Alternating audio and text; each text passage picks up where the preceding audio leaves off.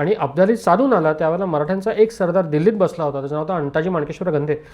12,000 फौज घेऊन हा माणूस अब्दालीच्या 40-45 हजाराच्या फौजेला सामोरा गेला. अब्दालीचा शाहवली खान नावाचा वजीर पुढे आला, म्हणजे शाहवली खान आणि त्याचा चुलत भाऊ होता याकूब खान नावाचा, ते पुढे आले. त्याच्या फौजांना तोंड देत अंताजी माणकेश्वर पुढे गेला. 3 लढाया झाल्या आणि अंताजी माणकेश्वरला मथुरेपर्यंत मागे यावं लागलं. एका पत्रात नमूद केलं आपल्याकडे की अब्दालीने आल्या आल्या दिल्लीत विचारलं की हा राजा अंताजी कोण आहे. तो बाकीची बादशाही फौज सगळी दरवाजे लावून बसली असताना तो माझ्यासमोर येऊन माझ्याशी लढण्याचं धाडस कसं दाखवतोय. मी अटक उतरून इथे येईपर्यंत एकानेही माझ्या विरुद्ध तलवार ओढिली नाही, असं ते पत्रातलं वाक्य आहे. आणि हे काम अंताजी करतोय, म्हणजे मराठे करतात.